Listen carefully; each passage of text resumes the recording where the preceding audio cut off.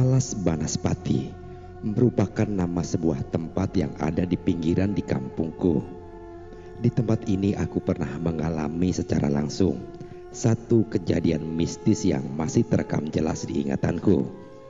Memang di alas yang berupa belantara itu, kisah-kisah di luar nalar sering ditemui oleh warga sekitar. Kala itu usiaku 12 tahun, yang mana kegiatan mencari belalang di waktu malam hari menjadi hal yang biasa dilakukan oleh warga desa. Memang saat malam hari, belalang lebih mudah dicari dan ditangkap. Aku dan bapakku mulai menyiapkan peralatan yang akan kami pakai. Setelah dirasa cukup, kami lanjut makan malam, kemudian sholat isya. Setelah itu barulah kami berangkat menuju perkebunan di ujung desa. Berbekal lampu petromak dan senter, kami mulai perjalanan dengan jarak tempuh 20 menit dengan jalan kaki dari rumah.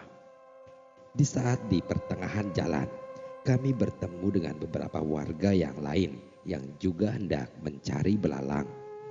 Kami pun berjalan bersama sambil mengobrol agar suasana tidak sepi. Setibanya di lokasi, kami pun berpencar mencari kawasan masing-masing. Aku dan bapak mulai menyisir dengan mencari dari pohon ke pohon di satu area kebun. Setelah beberapa saat, hasil tangkapan masih belumlah banyak. Sesekali bapak berteriak untuk memastikan keberadaannya. Begitu pula dengan warga yang lain dan begitulah seterusnya. Cara kami memberi sinyal keberadaan antara satu dengan yang lainnya. Kami terus mencari di area satu ke area lain hingga semakin lama mulailah kami masuk di sebuah kawasan hutan yang kami menyebutnya dengan nama Alas Banaspati. Menurut bapakku, konon Alas Banaspati itu dulunya adalah kawasan hutan yang dihuni banyak bangsa dedemit, terutama sosok Banaspati atau hantu bola api yang melayang. Kejadian demi kejadian misterius mulai dari kebakaran hutan, orang hilang, hingga banyak saksi mata yang melihat langsung penampakan Banaspati. Dari situlah hutan tersebut diberi nama Alas Banaspati. Tapi itu semua adalah kisah menurut bapakku. Untuk kebenarannya, aku sendiri kurang paham. Di saat masuk alas mulai ke dalam, barulah bapak sadar jika memasuki kawasan Alas Banaspati. Namun ternyata beberapa warga lain juga memasuki kawasan tersebut dengan saling memberi sinyal teriakan. Kalau melihat sesuatu, jangan lari, tetap bersama bapak dan jangan berpencar, pesan bapak kepadaku. Oke pak, jawabku singkat. Awalnya aku biasa-biasa saja, tidak ada perasaan takut sama sekali. Namun, hanya saja aku agak merasa was-was jika ada binatang berbisa. Karena memang banyak semak belukar dan rumput liar. Ditambah lagi hawanya yang agak singgup karena banyaknya pepohonan besar dan tinggi. Mungkin karena lumayan banyak belalang di sekitaran, sehingga aku tidak memperdulikan apa yang aku takutkan. Semakin lama kami semakin masuk hingga sampai ke tengah alas. Teriakan demi teriakan memberi sinyal keberadaan satu dengan yang lain lebih sering terdengar. Sampailah aku dan bapak di sebuah area tanah lapang di tengah alas. Tampak pohon jati tua berdiri tegak di sana. Warga desa biasanya menyebutnya dengan jati urip. Konon pohon jati tua itu juga berusia ratusan tahun. Alasan dinamakan jati urip dikarenakan dikisahkan jika pohon jati tersebut bisa bergeser posisi pada malam-malam tertentu. Sudah berkali-kali tumbang dihantam badai, namun bisa kembali berdiri tegak menjulang dengan sendirinya. Walaupun oleh beberapa orang dianggap tidak masuk akal, namun di kalangan warga desaku, hal itu dipercaya turun-temurun. Bapak mengajakku berhenti untuk beristirahat sambil menunggu kehadiran warga yang lain. Setelah beberapa saat, belum juga ada warga yang menampakkan batang hidungnya. Aku pun mengajak bapak untuk kembali jalan saja, biar nanti yang lain menyusul. Namun bapakku menolaknya. Bapak memberitahukan bahwa di lokasi sekitar Jati Urip tersebut dihuni Raja Banaspati. Di tempat itulah dulu banyak orang hilang yang secara misterius. Warga mempercayai jika hendak melewati tempat itu harus beramai-ramai dan tidak boleh dengan jumlah ganjil. Tidak lama kemudian, satu persatu warga yang lain tiba dan menghampiri kami. Namun setelah berkumpul, timbul keraguan di antara kami semua. Sebab saat itu rombongan hanya berjumlah 9 orang saja. Menjadi pertimbangan saat itu adalah kami semua tidak mau ambil resiko dengan nekat melintasi area Jati Urip berjumlah ganjil. Sedangkan jika ingin putar balik, jaraknya terlalu jauh. Akhirnya semua sepakat untuk tetap menunggu, berharap ada warga lain yang datang. Kami duduk melingkar sambil berbincang dan menyantap bekal. Pada akhirnya kami tersenyum lega saat muncul Mbah Sarwo. "Loh, sama siapa Mbah?" tanya bapakku pada Mbah Sarwo yang langsung dijawab oleh Mbah Sarwo kalau dia tadi datang sendirian. Karena sudah ditinggal, bapak pun menyuruh Mbah Sarwo untuk beristirahat dan menawarkan minuman sebelum melanjutkan perjalanan. Setelah beristirahat sebentar, kami pun memutuskan untuk kembali melanjutkan perjalanan. Suasana yang aku rasakan sangatlah mencekam. Kami berjalan beriringan sambil sesekali mengobrol hal-hal yang mengundang gelak tawa. "Permisi Eyang, numpang lewat." Kata-kata itu sering terdengar di sepanjang perjalanan. Kami berjalan menepi melewati area tanah lapang Jati Urip. Sisi sebelah kanan adalah semak belukar yang sangat lebat dan juga tampak pohon-pohon tinggi yang seolah-olah menjadi pagar kawasan itu. Langkah kami terhenti saat sudah setengah perjalanan. Dengan jelas sekali kami semua melihat cahaya api kecil seperti obor menyala di ujung jalan yang akan kami lewati. Parjo yang kebetulan berada di paling depan mengajak semua untuk diam, memastikan apakah itu memang manusia atau bukan. "Kalaupun itu hantu, paling-paling hanya anak Banaspati saja," ucap Mbah Sarwo sambil nyengir seolah menyepelekan. Lelaki tua itu mengajak kami untuk terus berjalan saja. Semua tidak menimpali ucapan Mbah Sarwo dan tetap diam sambil terus mengamati cahaya api tersebut. Semua rombongan terlihat cemas. Aku berdiri berdoa dalam hati sambil berpegangan erat pada bapakku. Beberapa saat kami amati cahaya api tersebut berjalan mendekati ke arah kami. Salah satu warga memastikan dengan mengarahkan sorot lampu senternya di depan dan tiba-tiba suara letusan terdengar diiringi percikan nyala api yang seketika membesar. Kami semua berteriak beristighfar dan bertakbir. Karena saking takutnya, aku pun menangis sambil menutup wajah di badan bapak. Bapak menenangkan aku, kemudian menyuruh agar semua berjongkok dan tetap tenang sambil berdoa. Saat aku membuka mata, aku melihat bola api yang sangat besar terbang melayang-layang mengitari tanah lapang. Cahaya yang sangat terang hingga semua sisi area terlihat sangat jelas. Tubuhku gemetaran setiap kali bola api itu melintas di atas kami. Aku pejamkan mata dan tidak berani melihatnya. Sampai akhirnya bola api itu menghilang setelah menabrak pohon Jati Urip dengan diiringi suara letusan yang tidak kalah mengagetkan. Beberapa saat kemudian kami semua mengucap syukur alhamdulillah setelah bola api itu lenyap. Saat dirasa situasi sudah aman, kami pun melanjutkan perjalanan. Kami terus berjalan dengan biasa dan tenang tanpa ada yang berlari. Karena konon menurut cerita yang diyakini hantu Banaspati akan mengejar dan terus mengikuti jika ada yang berlari. Saat keluar dari area Jatiurip, barulah kami mempercepat langkah agar segera keluar dari kawasan alas Banaspati. Kami semua mengurungkan niat untuk melanjutkan mencari belalang di kawasan alas setelah mengalami kejadian bola api tadi. Akhirnya kami semua keluar dari alas Banaspati dan tiba di perkebunan warga. Kami segera mencari tempat yang nyaman untuk duduk beristirahat sambil menenangkan diri.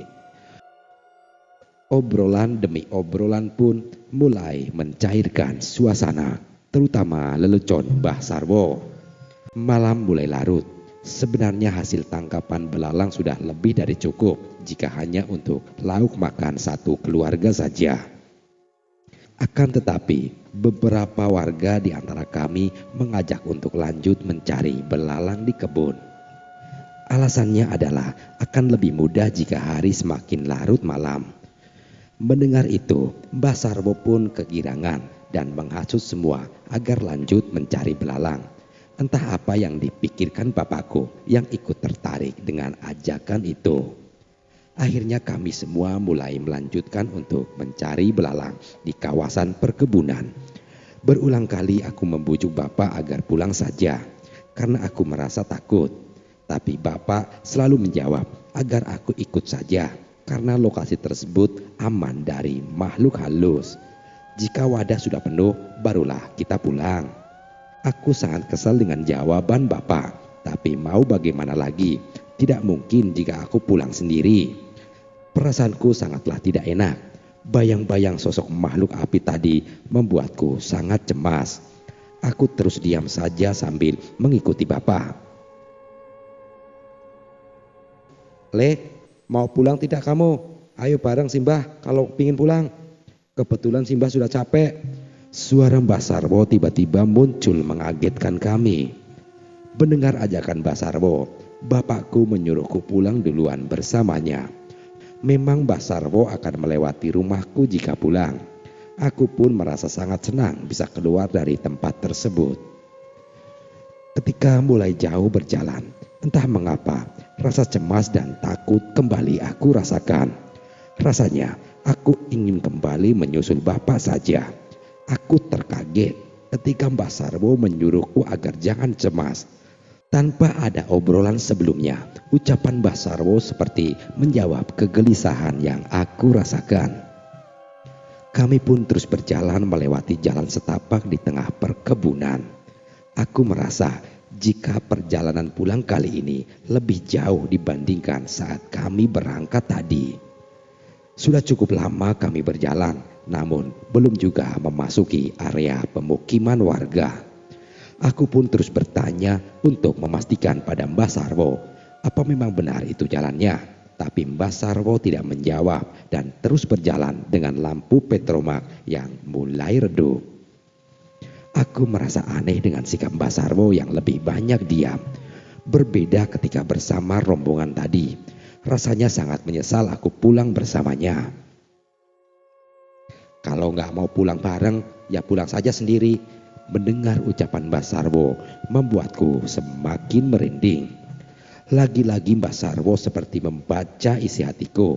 Aku hanya diam sambil terus mengikutinya. Tidak lama kemudian, samar-samar aku mendengar suara gamelan. Saat aku bertanya, Mbah Sarwo menjawab jika ada pertunjukan wayang kulit. Nanti aku akan melihat saat melewatinya. Aku semakin heran karena setauku tidak ada tontonan apapun saat berangkat tadi. Suara gamelan semakin jelas terdengar hingga tibalah kami pada kerumunan orang dan lampu yang terang benderang. Kami sudah tiba di lokasi pertunjukan yang akan diadakan di depan sebuah balai desa. Sempat aku mengucap syukur karena sudah sampai di pemukiman. Namun aku merasa janggal karena itu bukanlah kampungku. Mbah Sarwo mengajakku untuk istirahat sambil menonton pertunjukan wayang kulit itu. Saat kami menemukan tempat yang nyaman untuk duduk di sana, aku merasakan jika tempat itu terasa sangat asing bagiku. Segera aku bertanya pada Mbah Sarwo, balai desa manakah yang mengadakan acara tersebut? Namun anehnya, Mbah Sarwo hanya melihat ke arahku sambil tersenyum tanpa menjawab pertanyaanku. Melihat respon dari Mbah Sarwo, aku pun kembali diam. Lalu aku melihat ke arah orang-orang di sekitar. Keanehan semakin terasa saat aku melihat semua orang hanya diam dengan pandangan mata kosong dan wajah pucat pasi. Jelas ada yang tidak beres di tempat itu. Aku sangat cemas dan berharap segera pulang ke rumah. "Tunggu ya, aku mau ke belakang sebentar," ucap Mbah Sarwo yang aku jawab dengan anggukan kepala saja. Saat Mbah Sarwo beranjak dari tempat duduknya, aku mencium aroma wangi kembang yang sangat menyengat. Seketika seluruh tubuhku merinding dibuatnya. Saat itulah aku mulai sadar bahwa aku terjebak dalam kondisi yang tidak baik-baik saja. Aku pejamkan mata sambil berdoa agar Tuhan memberiku keselamatan dan segera pulang ke rumah. Beberapa saat kemudian, suara gamelan sudah tidak terdengar lagi. Cahaya terang juga tidak menembus kelopak mataku yang masih terpejam. Dan saat aku buka mata, yang terlihat hanyalah semak belukar, kegelapan dan suara hewan malam. Aku kembali pejamkan mata, berharap apa yang aku alami hanyalah mimpi. Dan saat aku kembali membuka mata, semua masihlah sama. Hanya pasrah yang bisa aku lakukan. Beberapa kali aku panggil nama Mbah Sarwo. Beberapa kali pula aku berteriak minta tolong. Akan tetapi tidak ada siapapun yang datang menolong. Ketakutanku semakin menjadi ketika terdengar suara langkah kaki yang bergerak di semak-semak di sekelilingku.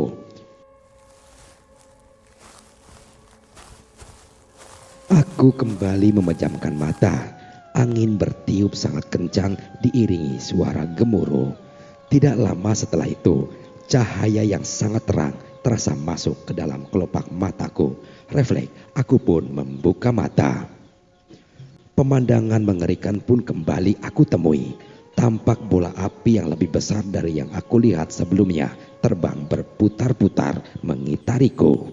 Seperti ada bisikan kuat yang mendorong aku mengikuti bisikan itu dengan mengumandangkan azan. Memang semenjak usia 8 tahun, aku sering azan di musola, terutama saat tiba waktu sholat asar dan sholat maghrib. Dengan lantang bercampur gemetar, aku pun mengumandangkan azan. Seketika, hawa panas memudar berganti dengan semilir angin yang sejuk. Mungkin bola api itu telah hilang atau mungkin telah padam sepenuhnya. Usai azan, aku bersyukur dan bersujud, bertambah lega dan penuh harapan ketika terdengar suara azan dari kejauhan. Sungguh keajaiban yang memberiku pertanda baik. Masih dalam posisi bersujud, tiba-tiba aku dikejutkan dengan tangan yang menyentuh pundakku dan terdengar suara seorang kakek menyuruhku untuk berdiri. "Jangan takut, orang tuamu sedang bingung mencarimu. Mari aku antar kamu pulang." Ucap lemah lembut itu berasal dari sosok lelaki renta dengan baju serba putih dan ikat surban di kepalanya. Beliau mengaku jika diutus mengantarku pulang. Lelaki renta itu menggandeng tanganku menyusuri jalan setapak kecil yang terang benderang seperti terkena pancaran sinar matahari. Rasanya baru beberapa langkah saja kami sudah sampai di ujung pemukiman kampungku. Lelaki renta itu melepaskan pegangan tangannya lalu berucap jika beliau hanya mengantarkanku sampai di situ saja. Kemudian disuruhnya agar aku terus berjalan ke depan dan jangan lagi menoleh ke belakang. Aku mengucapkan terima kasih, kemudian mengucapkan salam, lalu aku berjalan ke depan sesuai petunjuk dari beliau. Dalam perjalanan, aku terus bertanya-tanya tentang siapa lelaki renta itu dan dari mana munculnya. Pertanyaan itu terus ada sampai aku tiba di rumah. Sesampainya di depan rumah, Nampak keadaan sangat ramai.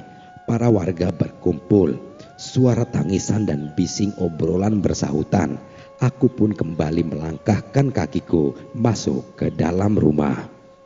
Seketika suara tangis haru dan bahagia pecah dari semua. Bapakku langsung berhambur memelukku.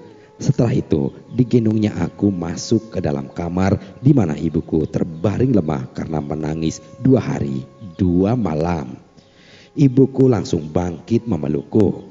Setelah suasana tenang, aku pun menceritakan tentang apa yang menimpaku sesuai yang mereka minta. Mbah Sarwo saat itu juga berada di sana, mengaku jika beberapa hari dia tidak keluar rumah sama sekali karena sedang sakit. Ucapan tersebut dipertegas oleh anak istrinya yang turut hadir dan membenarkannya. Akhirnya kami semua tahu jika Mbah Sarwo yang malam itu mendadak muncul kemudian mengajakku pulang adalah sosok makhluk gaib dan kakek renta yang telah menolongku sampai saat ini masih menjadi tanda tanya besar. Ada yang beranggapan jika beliau adalah suruhan Kiai Idris, yakni kiai yang diminta bantuan Bapak atas hilangnya diriku. Entah makhluk apa sejatinya dirimu. Aku ucapkan terima kasih yang sebesar-besarnya dan aku doakan semoga Gusti Allah selalu melindungimu dan semoga kita bisa bertemu kembali suatu saat nanti. Demikian cerita kali ini. Sekian dan terima kasih.